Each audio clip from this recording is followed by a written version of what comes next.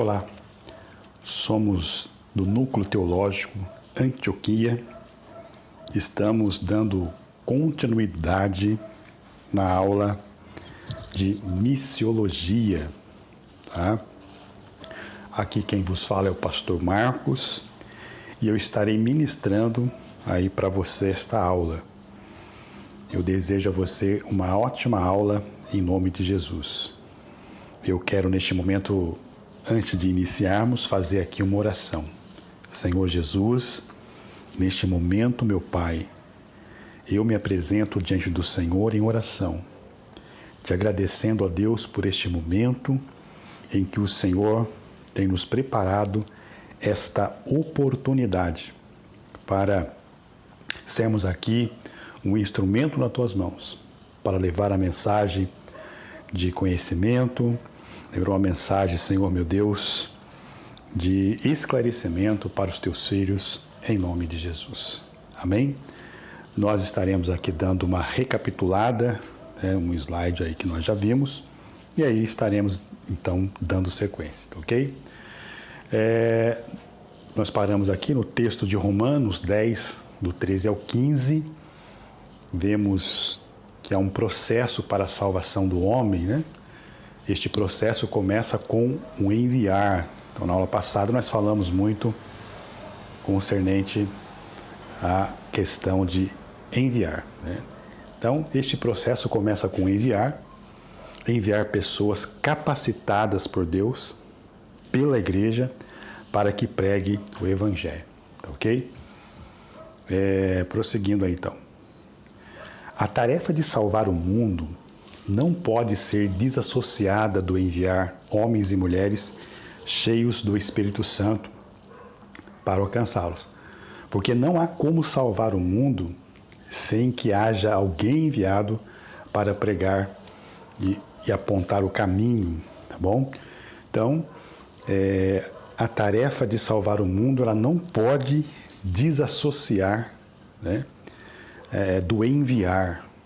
Tá? Então, para que as pessoas possam ser salvas, é necessário que se envie pessoas, que as pessoas cheguem até este lugar, a esse povo que precisa ouvir a palavra de Deus. Tá? Não tem como pensar na salvação da humanidade para apontar o caminho da salvação, para apontar o caminho do Evangelho, sem que não envie pessoas para a obra missionária. Amém? Então, pregar para que homens e mulheres, né, crianças de todas as tribos, línguas, povos e nações possam ouvir, tá? Para que possam crer para que possam invocar o nome de Jesus, ao invocar o nome, possam ser salvos. Então, nós estamos aqui recapitulando, isso aqui eu já falei na próxima aula, e vamos dar sequência agora então aqui, ok? Podemos assim ver que a missão do Pai foi enviar o seu Filho Jesus, o qual, por sua vez, envia os seus seguidores, impelidos pelo Espírito Santo, o qual, por seu turno, foi também por ele enviado. Então, você vê que esse processo de enviar começa lá no céu. Deus enviou Jesus Cristo para uma grande missão, para que através do sacrifício na cruz do Calvário, tá, todos aqueles que creem nesse sacrifício, eles são salvos. Uma vez Jesus instruindo ali os seus discípulos, também os nomeou para que fossem e pregassem o Evangelho a toda criatura, impulsionado aí pelo Espírito Santo de Deus, o qual também no seu turno, tá, ele foi por ele enviado. O Espírito Santo também foi enviado por Deus para ser o consolador, para ser aquele que nos guia em toda a verdade e principalmente para convencer, tá, o homem do pecado, para convencer a pessoa do seu pecado, ok? Então o Espírito Santo tem uma função importantíssima aí na pregação do Evangelho, porque nós somos um canal de Deus que anunciamos a palavra e é o Espírito Santo de Deus que convence as pessoas do pecado, ok? Missão é a participação, né, e a cooperação da igreja no plano predeterminado por Deus para salvar e redimir o mundo. Então, vemos aí o quão importante o trabalho da missão, né, é uma cooperação da igreja, tá, nessa tarefa de enviar pessoas, ok? Vamos lá então. Nós vamos agora, até aqui nós falamos sobre a nossa introdução aí, né, para quem tem a apostila que está acompanhando aí. E agora nós vamos entrar no primeiro tópico aí da nossa matéria e nós vamos ver motivos para o nosso esforço missionário, ok? Nesta lição, veremos 5 motivos que devem estimular-nos a um maior esforço na obra missionária. Vamos ver então quais serão?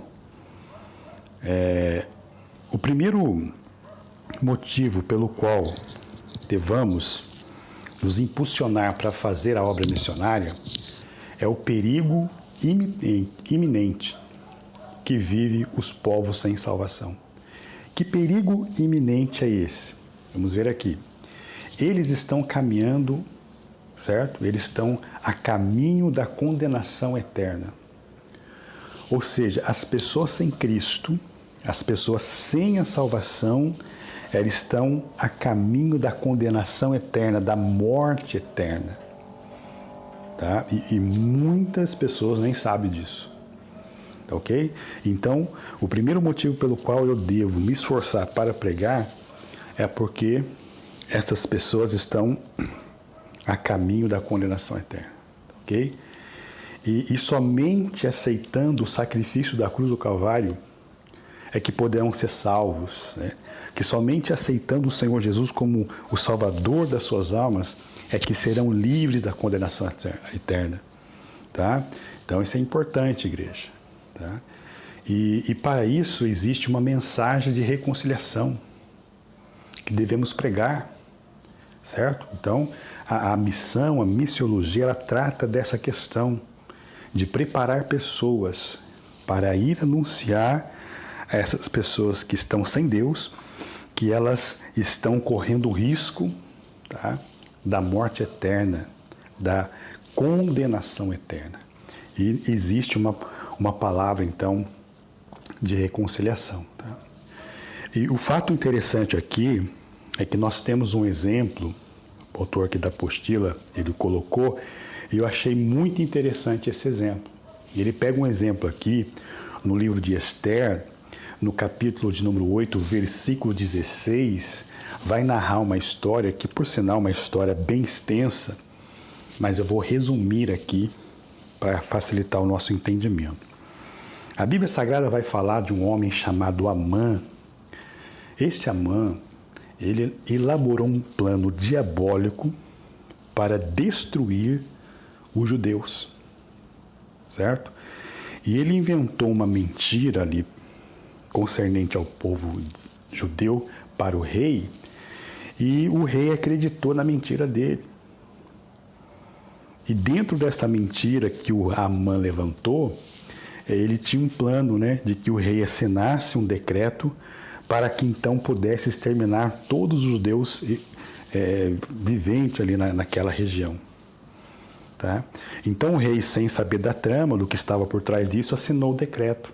Então agora saiu uma ordem, tá, que todos os judeus, num determinado tempo que foi marcado, eles iam sofrer uma morte em massa. Pensa você como chegou essa notícia para os judeus. Pensa num povo que agora é um povo triste, um povo angustiado, que não tinha outra coisa a pensar senão de que ia chegar o seu dia de morte. Fato é que, como estou resumindo a história, a rainha Esther era sobrinha de Mardoqueu. Mardoqueu disse para Esther que ela tinha que fazer alguma coisa, um recurso, ela como rainha, ela chegar na presença do rei e tentar contar para o rei a trama deste Amã.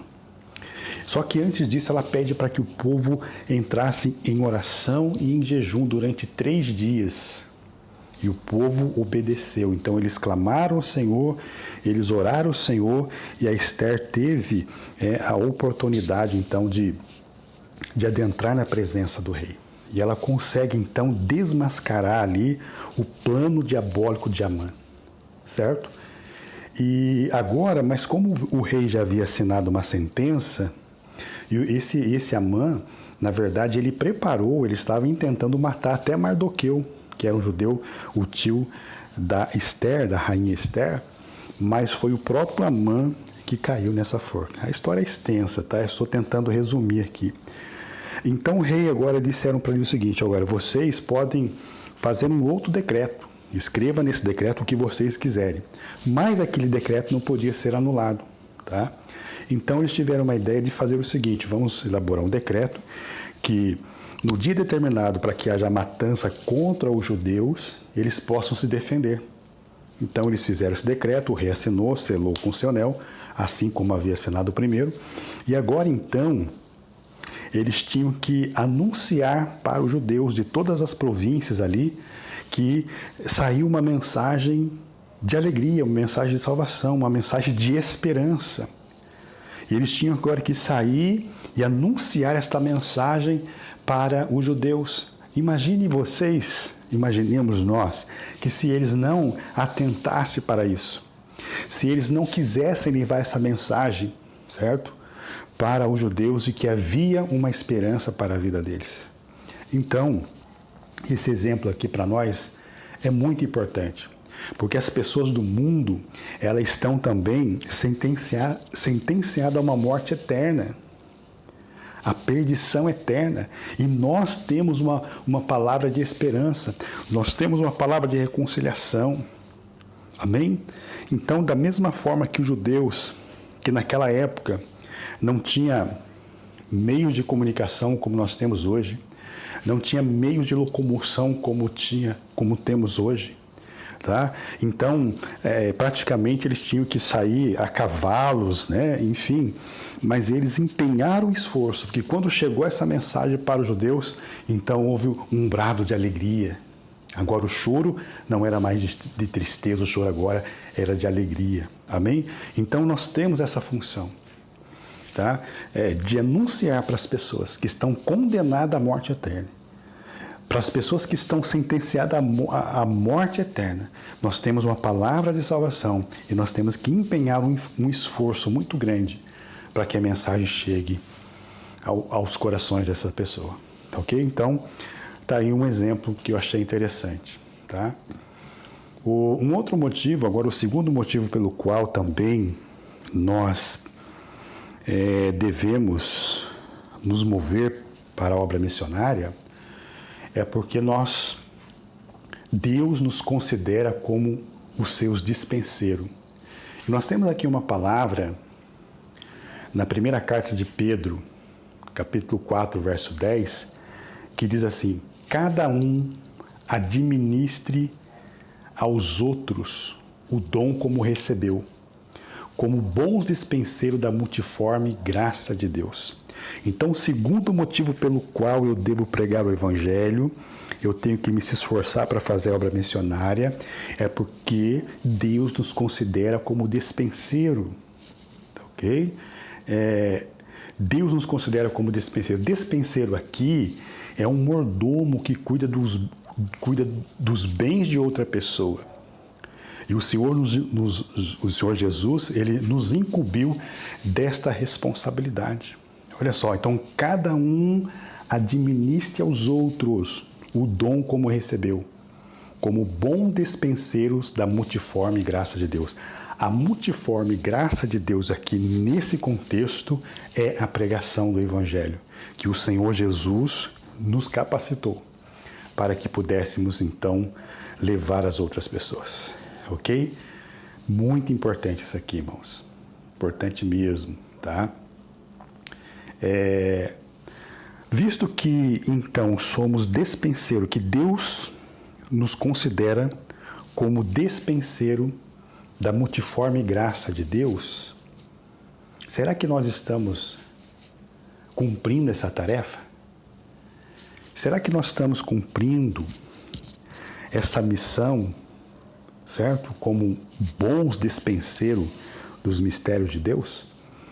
Então, irmãos, todo mordomo, todo despenseiro, ele tem que prestar conta com Deus. Ele tem que prestar conta para aquela pessoa, certo? Do qual está encarregado de cuidar dos seus bens. Esta é uma verdade. Como despenseiro de Deus, eu e você, nós também um dia vamos prestar contas com Deus. A palavra do Senhor nos diz que nós não devemos apresentar a Deus de mãos vazias. Então, muito importante essa palavra, tá, irmãos? Deus vai cobrar de nós aí, correto? É nossa obrigação. Terceiro motivo pelo qual, certo, devemos se esforçar para a obra missionária é a grande responsabilidade dada aos crentes. Vamos ver o que é isso? Um fato aqui chama atenção. Atos 16, versículo 6, o apóstolo Paulo estava planejando para ir para uma viagem missionária. Essa seria a sua segunda viagem missionária, tá? Mas foi impedido pelo Espírito Santo, pois ele recebeu uma visão de um homem acenando com a mão e dizendo: passa a Macedônia e ajuda-nos, tá? Quando Paulo viu, ele concluiu que Deus o havia chamado para anunciar, tá, àqueles povos a palavra de Deus. Entendeu? Olha só o que ocorre aqui. Então, por isso, ele logo providenciou o transporte para ir para lá. Ou seja, ele foi impedido pelo Espírito Santo de ir para onde ele estava determinado a ir, porque havia alguém necessitado ali, havia alguém precisando ali. E ele, então, ele é obediente a essa visão celestial, então ele já se prepara, tá? Meio de transporte, porque ele entendeu que ele devia ser obediente a essa visão. A atitude de Paulo é mais um belo exemplo para todos nós, tá? Ele viu o resultado da obediência ao plano divino, correto? Não podemos dizer isso que nós não sabemos. Sabemos sim, tá? Nós sabemos, Deus nos informou, a Bíblia nos instruiu, o Espírito Santo nos despertou. Os meios de comunicação têm nos colocado a par da situação mundial. As notícias chegam até nós, dando-nos a ciência dos males que assolam a humanidade. É a fome, desconforto, ansiedade, crueldade, medo, imoralidade, incompreensão, tantos outros sofrimentos provenientes, né, da carência espiritual em que vive a humanidade. Se não bastasse isso, chega ao nosso conhecimento que países como China, Nigéria, Coreia do Norte, o quanto os cristãos sofrem nesses lugares. Vários outros lugares, mas o que me lembro agora são esses aí. Só para vocês terem uma ideia, nessa época de pandemia, aqui no Brasil pelo menos, nós recebemos aqui o auxílio emergencial, né? E para que a gente pudesse tirar o dinheiro, tá? A gente ia lá no banco, tá? Na lotérica, e lá tirava. Ninguém nos perguntava qual era a nossa religião, certo? Ninguém nos perguntou, antes de tirar lá o dinheiro, qual era a nossa religião. Pois nesses países, China, Nigéria, América, Coreia do Norte, os cristãos ali foram privados disso. Porque eles são desprezados. Não se pode pregar o evangelho. Então, quando eles iam requerer lá, nessa época agora de pandemia, um auxílio emergencial, eles vão lá pedir para o seu Deus. Então, vejam bem, irmãos, como sofrem as pessoas que estão no mundo, mas em contrapartida também os missionários que Deus tem levantado para serem pregadores, para serem atalaias, porta-voz de Deus, estão passando também por perseguições. Então, existem 3 maneiras aí de se fazer missão. Talvez você não pode ir na Coreia do Norte, talvez você não pode ir na Nigéria, talvez você nunca chegue lá na China, mas você pode fazer missões de outro jeito. Aleluia! Você pode ser um intercessor. Você pode orar pelos cristãos que estão na Coreia do Norte. Você pode orar pelos cristãos missionários que estão lá na China, que estão na Nigéria. Você também pode contribuir com a obra missionária. Então, irmãos, nós não podemos cruzar o braço e fazer de conta que não é conosco. Nós podemos fazer alguma coisa. Pelo menos seja um intercessor. Amém? Quarto motivo que Paulo apresentou aos romanos, né? Paulo deseja ir a Roma, porque disse ele, sou devedor. E acrescentou, estou pronto para também vos anunciar o Evangelho.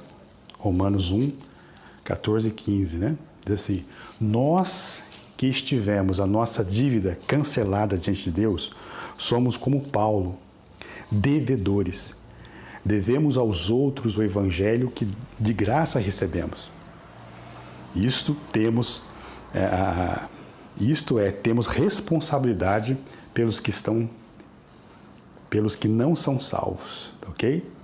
Façamos, pois, tudo para saldar a nossa dívida diante da humanidade, porque a Bíblia diz, a ninguém devais coisa alguma a não ser o amor. Glória a Deus por isso. Então, como o amor, certo? Com o amor podemos também dizer, como Paulo, estou pronto para anunciar o Evangelho. Glória a Deus. E o quinto e último motivo, já estamos aí finalizando, né? Em outra aula vamos dar continuidade. Então há um quinto motivo aí pelo qual devemos nos impulsionar para a obra missionária. É um maravilhoso resultado do trabalho missionário. Isso também nos incentiva.